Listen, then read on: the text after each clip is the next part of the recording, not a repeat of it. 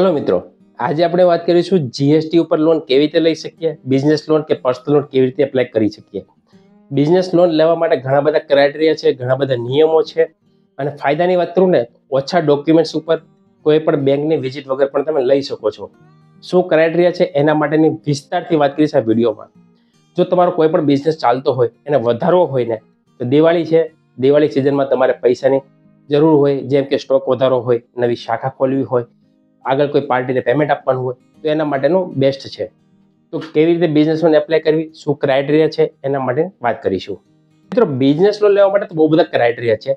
આજે જે આપણે ખાસ વાત કરીશું કે જીએસટી ઉપર લોન કેવી રીતે લઈ શકીએ। આવનારા વિડીયોમાં આઈટી રિટર્ન અને બીજા ડોક્યુમેન્ટ્સ પર વાત કરીશું। આજે આપણે જીએસટી પર વાત કરીશું। પાસે જીએસટી સર્ટિફિકેટ છે ને એ લોકો પણ આસાનીથી પર્સનલ લોન કે બિઝનેસ લોન એપ્લાય કરી શકે છે। કેવી રીતે એને માટે વાત કરીશું। પહેલી વાત કે જીએસટી ઉપર લોન તમને કેટલી મળી શકે। જીએસટી ઉપર તમને મેક્સિમમ લોન મળી શકે, 50 લાખ પણ મળી શકે, એનાથી વધારે પણ લઈ શકો છો।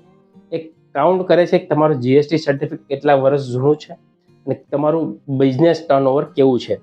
બિઝનેસ ટર્નઓવર અને જીએસટી સર્ટિફિકેટ કેટલા વર્ષ જૂનું છે અને તમારી બિઝનેસ ટાઈપ કે તમે કઈ પ્રકારનો બિઝનેસ છે, સાથે ઓબ્લિગેશન કેટલું છે, એ બધા જ ક્રાઇટેરિયા મેચ થઈને તમને એમાઉન્ટ આપતું હોય છે। લોન એમાઉન્ટની વાત કરું ને તો 5 લાખથી લઈને તમને 1 કરોડ સુધીની લોન મળી શકે છે। પણ હા, તમારે ઘણી વખત એવું થતું હોય કે લોનની જરૂર વધારે હોય, એક કંપની ના આપી શકે તો તમારે એ 2 થી વધારે કંપની જોઈન કરીને પણ તમે લઈ શકો છો। તો આ પણ એક રસ્તો છે। એની વાત કરીશું જીએસટી લોન લેવા માટે શરતો શું છે।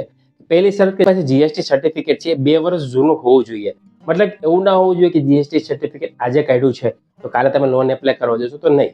1 વર્ષ તો મિનિમમ હોવું જોઈએ। પણ ઘણી બધી જે કંપની છે જે મોટી એમાઉન્ટ આપે છે એમાં 2 વર્ષ જૂનું જરૂરી છે। બીજું ક્રાઇટેરિયા છે કે તમારું બેંકનું સ્ટેટમેન્ટ, બેંકનું સ્ટેટમેન્ટમાં ટર્નઓવર 30 લાખથી વધારે હોવું જોઈએ। હવે અહીંયા 2 શરતો બની શકે। ટર્નઓવર તમારે એક મહિનામાં પણ 30 લાખથી વધારે થાય અને વર્ષો પર 30 લાખથી વધારે થતું હોય તો એવું ટર્નઓવરનો મતલબ એ નથી કે પૈસાની લેવડ દેવડ થાય એટલે ટર્નઓવર થઈ જાય। ટર્નઓવરની સાથે એવરેજ બેંક બેલેન્સ પણ હોવું જોઈએ। ખાસ વાત ધ્યાન રાખજો। દાખલા તરીકે તમારા એકાઉન્ટમાં અત્યારે માનો કે 5,000 રૂપિયા પડેલા છે। આજે કોઈનું પેમેન્ટ 3 લાખ રૂપિયા આવ્યું, આજે તમે 3 લાખ રૂપિયા ટ્રાન્સફર કરી દો છો તો તમારા મત મુજબ એવું જોશો કે મારું 3 લાખ કે 6 લાખનું ટર્નઓવર છે અને એવરેજ બેલેન્સ તો 5,000 રૂપિયા જ છે તો બેંકની ભાષામાં 5,000 જ કાઉન્ટ કરશે। ટર્નઓવર ક્રાઇટેરિયા છે કે જેના માટે તમે એન્ટર થઈ શકો, મતલબ એપ્લાય કરી શકો। પણ કેટલી લોન મળશે એ તમારા એવરેજ બેંક બેલેન્સ પર જ આપશે।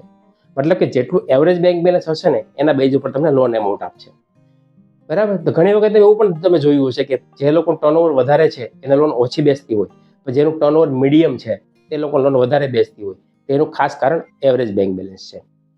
એવરેજ બેંક બેલેન્સ વધારવા માટે રસ્તાની વાત કરું તો સીધો સાદો રસ્તો, તો તમારું જે કંઈ બેલેન્સ હોય, માનો કે આજે કોઈનું પૈસા આવેલા છે તેને તમે આજના જે ટ્રાન્સફર કરો છો અથવા આજે પેમેન્ટ આવ્યું છે ને તમે આજના જે ચેક આપી દો છો તો એની જગ્યાએ એક દિવસ હોલ્ડ કરશો ને તો તમારું એવરેજ બેંક બેલેન્સ ઓટોમેટિક વધી જશે અને ઇન ફ્યુચર તમને લોન લેવામાં બહુ ઉપયોગી થશે। દાખલા તરીકે આજે તમારી પાસે 3 લાખ રૂપિયા આવ્યા છે, કોઈને પેમેન્ટ ટ્રાન્સફર કરવાનું છે, જો આરટીજીએસ કે એનઈએફટી તરત થઈ જાય, પણ બની શકે ને તો આજે જમા કરી દો અને કાલે આરટીજીએસ કે એનઈએફટી કરો અથવા કાલે ચેક આપો। એક દિવસ તમારું બેલેન્સ પડ્યું રહે છે તો જેના આધારે તમને એવરેજ બેંક બેલેન્સ વધશે અને એના આધારે તમને સારું એવી લોન એમાઉન્ટ મળી શકે। બીજી વાત કે તમે જે GST return, GST 3B return ભરો છો એના બેઝ ઉપર પણ લોન મળી શકે છે। એમાં ટર્નઓવર કેટલું છે એના બેઝ ઉપર ફંડિંગ કાઉન્ટ થશે। તો આ જે 2 મેઇન ક્રાઇટેરિયા છે। એના સિવાયના પણ ઘણા બધા રસ્તા છે જ્યાં તમને આઈટી રિટર્ન સરોગેટ પ્રોગ્રામ જેમાં તમારું ઇન્કમ ટેક્સ રિટર્ન ભરેલા હોય એના બેઝ ઉપર તમને લોન આપે। ત્રીજું બેન્કિંગ સરોગેટ પ્રોગ્રામ જેમાં ખાલી બેંક સ્ટેટમેન્ટ એવરેજ હશે ને એના બેઝ ઉપર તમને લોન આપે। ત્રીજો પ્રોગ્રામ છે કે લોન રીપેમેન્ટ સરોગેટ પ્રોગ્રામ, મતલબ કે તમારે કોઈ હોમ લોન ચાલે, મોર્ગેજ લોન છે, બિઝનેસ લોન છે, ટર્મ લોન એવી કોઈ લોન ચાલુ છે તો એના જે ટ્રેક રેકોર્ડ, મતલબ કે 2 વર્ષ જૂની લોન ચાલુ હોય, રેગ્યુલર હપ્તા હોય તો એના બેઝ ઉપર પણ તમને પર્સનલ લોન કે બિઝનેસ લોન મળી શકે છે, જેને લોન સરોગેટ પ્રોગ્રામ તરીકે બોલવામાં આવે છે અથવા રીપેમેન્ટ સરોગેટ પ્રોગ્રામ પણ તરીકે ઓળખવામાં આવે છે। તો આવા ઘણા બધા રસ્તા છે। આના માટેની વાત કરીશું આપણે નેક્સ્ટ વિડીયોમાં વિસ્તારથી કેવી રીતે એપ્લાય કરી શકીએ। તો જીએસટી માટેની ખાસ વાત હતી અને કોઈ જીએસટી માટેનો તમને કોઈ સવાલ હોય, કોઈ પણ ડાઉટ હોય તો તમે કોમેન્ટ કરજો, એનો હું તમને જવાબ આપીશ। હવે એપ્લાય કરવા માટે શું કરવું પડે। એપ્લાય કરવા માટે તમારા 2 ડોક્યુમેન્ટ મેન છે, જીએસટી અને બેંક સ્ટેટમેન્ટ, એ તમારે વોટ્સઅપ કરવાનું છે। હા મિત્રો, એક ખાસ વાત કહી દઉં કે જો તમને ખબર પડતી હોય, કંપનીની કોઈ એડવર્ટાઇઝમેન્ટ આવતી હોય અને ત્યાં તમે એપ્લાય કરી દો છો ને તો પૂરી પ્રોસેસ કરવી। અમારી પાસે ઘણા લોકો આવે છે, અમે પ્રોસેસ કરીએ છીએ, ત્યારે અમને ખબર પડે ઓલરેડી લોગિન છે, મતલબ કે ઓલરેડી તમે પ્રોસેસ કરેલી છે. એ પ્રોસેસ અધૂરી હોય, પૂરી કરેલી હોય તો એમને નહીં બતાવશે, મતલબ એ મોબાઈલ નંબર નાખશો ને ત્યાં જ ખબર પડી જશે કે ઓલરેડી કરેલી છે. તો એનાથી આગળની પ્રોસેસ અમારાથી નહીં થઈ શકે. તો ખાસ ધ્યાન રાખવું કે ખબર ના પડતી હોય, પૂરી પ્રોસેસ કરવાની કેપેસિટી ના હોય તો ભૂલે ચૂકે એપ્લાય નહીં કરતા. તમે કોઈ એજન્ટ, એડવાઇઝર અથવા સીએનો કોન્ટેક્ટ કરજો, પૂરી પ્રોસેસ કરજો તો તમને મળી જશે. તો તમારી લોનનો ખબર પડશે કે થશે કે નહીં થશે. અધૂરી પ્રોસેસ છોડી દેશો ને મતલબ ના અમે કરી શકીએ, પ્રોબ્લેમ ઘણા બધા આવે છે. તો પ્રોસેસ કરતા પહેલા, કોઈ પણ કંપનીમાં એપ્લાય કરતા પહેલા એકવાર જરૂરથી મુલાકાત લો.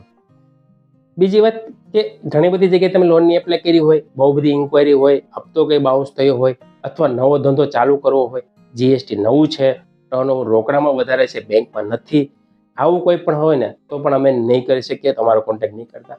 જેનું રેગ્યુલર જીએસટી છે, બેન્કિંગમાં ટર્નઓવર સારું છે, બેલેન્સ સારું છે, ઇન્ક્વાયરી ઓછી છે, તો એ લોકોની અમે કરી શકશું. ભલે તમારું ઘર પોતાનું ના હોય, તમે ઇન્કમ ટેક્સ રિટર્ન ભૂલી ગયા હોય તો પણ લોન મળવા પાત્ર છે.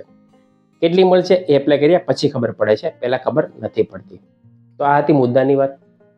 તમારે જો એપ્લાય કર્યું હોય ને તો મારો વોટ્સઅપ નંબર છે, મારો ઈમેલ આઈડી આપેલો છે, તેના પર તમે ડોક્યુમેન્ટ સેન્ડ કરી શકો છો. તમારા વતી અમે એપ્લાય કરીશું અને આગળની પ્રોસેસ કરી આપીશું. એ વાત કે તમને ડાઉટ હોય કે લોન થયા પહેલાં કોઈ ચાર્જિસ આપવાનો છે, ના, લોન થયા પહેલાં તમારે 1 રૂપિયા આપવાનો નથી. જે કંઈ ચાર્જિસ છે અમારી કન્સલ્ટિંગ ફી લોન થયા પછી લેવામાં આવે છે. અને ડોક્યુમેન્ટ્સની વાત કરું તો ડોક્યુમેન્ટ્સ પર તમારે ફિઝિકલ નથી આપવાના, મતલબ કે તમારે ઓનલાઈન જ આપવાના છે. તમારે કોઈ બ્રાન્ચમાં જવાની જરૂર નથી, ના કોઈ અમારી ઓફિસ પર આવવાની જરૂર નથી. હા, તમારે મુલાકાત લેવી તો લઈ શકો છો, અમારા ઓફિસનું એડ્રેસ નીચે આપેલું છે, ત્યાં તમે આવી શકો છો. કોઈ પણ સિટીમાં રહેતા હોય, સુરત, અમદાવાદ, વડોદરા, રાજકોટ, વાપી, નવસારી, ભરૂચ, મતલબ સિટીમાં જો રહેતા હોય ને તો તમે આસાનીથી એપ્લાય કરી શકો છો.